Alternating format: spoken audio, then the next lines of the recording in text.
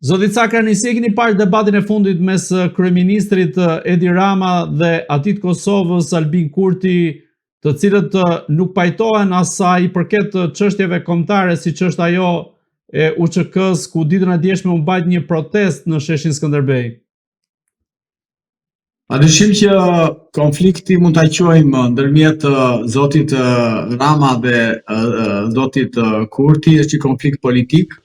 Konflikt tashmë që nuk ka më nevojë për ta identifikuar se për ta verifikuar, sepse është bërë i hapur në sytë e gjithë botës. Padyshim që zoti Rama ka qenë dhe vazhdon të jetë një kundërshtar i zotit Kurti, sepse linja e zotit Rama apo dhe partisë që përfaqëson zoti Rama është një linjë ndryshe nga ajo e zotit Kurti, është në mbështetje të Partisë Demokratike të Kosovës.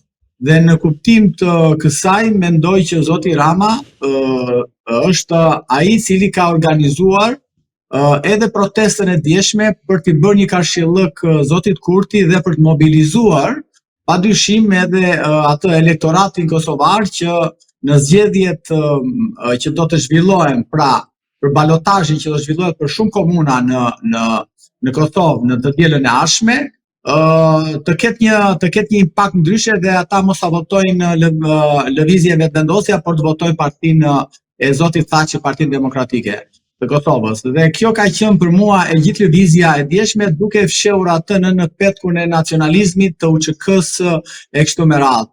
Fakti që dje u mblodhën u mobilizuan për të ardhur nga Kosova në Maqedonia edhe nga administrata në Shqipëria apo nën logon e nacionalizmit apo në logon e UÇK-s dhe luftës lirimtare, unë besoj se ajo ishte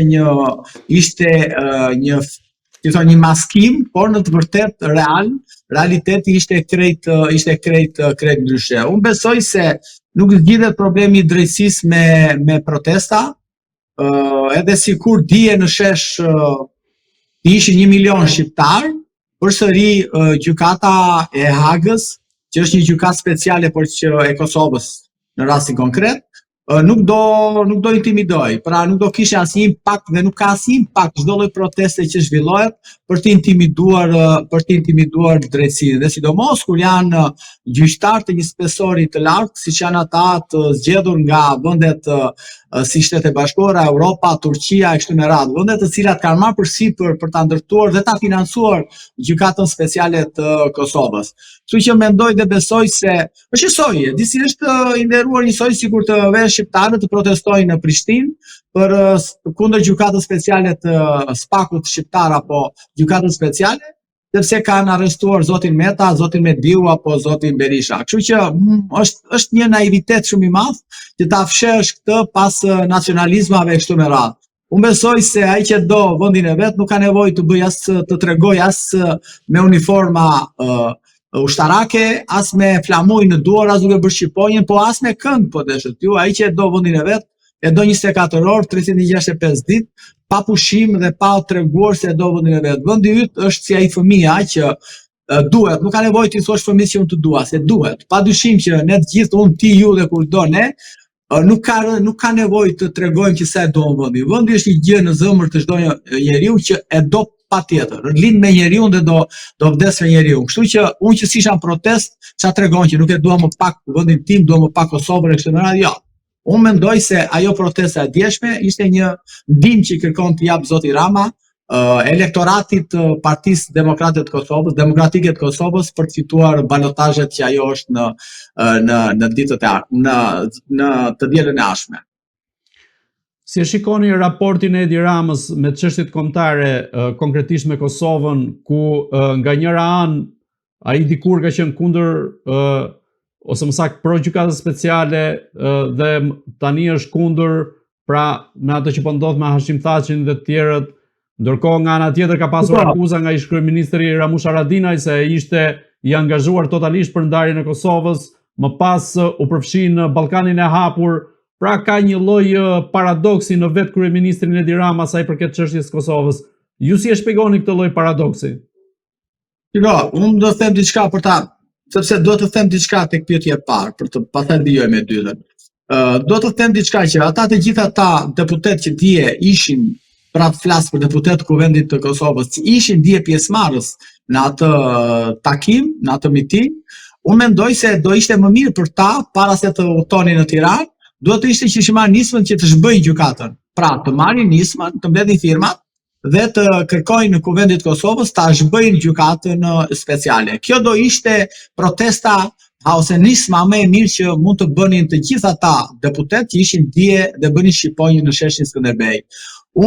Kjo është mendimi im. Për sa i përket pyetjes tuaj dhe zotit Rama, çiko, do të kuptojmë diçka. Ne jetojmë në një kontekst historik ndryshe dhe në kohë sot, por do ta sjellim pak historinë, do të kthehemi pas në kohë.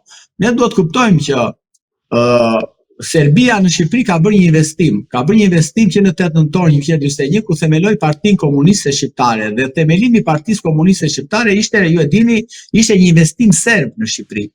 Pra, emisarët e dërguar nga Tito krijon partinë me qëllim që ata të fillonin përçarjen e shqiptarëve me grupet e tyre terroriste që quheshin njësitë guerile që nga Vasil Shanto, Vojo Kushi me shok që ishin serb, ishin malazez serb dhe ata ishin personazhe të cilët nisën vrasjen e patriotëve shqiptar. Për shembull, po flasim për Vasil Shanto, ka vrarë djalin e patriotit të madh që njihet tashmë tribuni të patriotizmit të Isa Buletinit.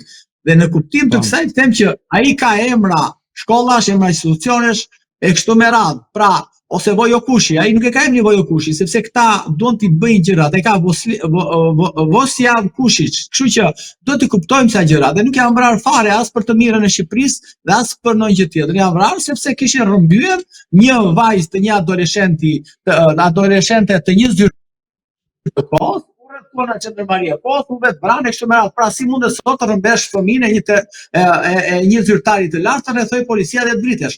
Kjo ka qenë, kështu që këta kanë emra rrugësh e kështu me radhë. E sot në vëmendje këtë që themi njerëzve, ore duhet të kuptojmë që Partia Komuniste, sot Partia Socialiste e Shqipërisë është investim serb dhe duke qenë investimi tyre ata krijuan këtë përçarje ndërmjet shqiptarëve. Krijuan përçarjen, vazhdojnë më pas, u bë mukja, ju e mbani mend shumë mirë, nacionalistët propozuan të bënin që pas lufte të bëj pas largimit të ushtrive gjermane, italiane kështu me radhë, të bëj një qeveri, të bëjnë zgjedhje demokratike kështu me radhë. Pra, serbët investuan në Shqipëri duke shkatëruar edhe kohezionin social të kohës, duke sjellur rrejtjen, duke bërë atë dhe kjo vazhdoi pastaj. Dhe mos harrojmë që në 45-ën Kosova ishte shliruar, sepse ishin toka të shliruara atëherë. Gjermanët kishin ardhur, kishin shliruar Kosovën dhe Shqipërinë, pra Kosovën në tërësi, nga serbët. Dhe atje ishin një administratë shqiptare. Filloi shkolloheshin shqip, pra u hapën shkolla shqipe që na në skoliqe kështu me radhë. Dhe kosovarët prej 13-s po jetonin të lirë. Shkuan këta me ushtrin dhe pastaj larguan vran patriotët, mos harroni që një vrasje të vetme, pra një masakër është masakra Tivarit, janë 6.000 veta aty do vrarë. Dhe sot e masakër ishin shqiptar, ishin burra shqiptar ata dhe u vran nga shqiptar mon. Kështu që duhet ta kthemi në kontekstin e kohës që plus pastaj më pas me Roxha kërkoi që i lutesh Tito ta vënte Republikën Shtat, pra nisi edhe bashkimin doganor, pra në Shqipëri do hynte dinari e kështu me radhë, mori shpronsoi na gjithë tregtarët shqiptar, gjithë biznesmenët e kohës në Shqipëri, u mori Floririn, Arin e kështu me radhë dhe gjysmën e çon në Jugosllavi. Plus pastaj mori arkivin, dokumentat arkivore i çoi ande bashkë me deklaratën e pavarësisë që sot nuk gjendet. Kështu që ka qenë një shërbim i tërë i Partisë Komuniste të kohës që në shërbim të Serbisë. Dhe në kuptim të kësaj, them që Edi Rama është në vijimësi ka qenë dhe vazhdon të jetë në vijimësi në frymën e partisë së tij. Padyshim që nuk e shikoj një gjë të keqe se unë jam pjesë asaj partie. Ata mase mendojnë se janë të drejtën e tyre ashtu siç kanë menduar. Por kjo është e vërteta dhe nëse nuk e themi këtë të vërtet, nuk jemi të sinqert me qytetarët sot. Kështu që zoti Rama dhe Vučići është në vijimësi të asaj të paraardhësve të tyre.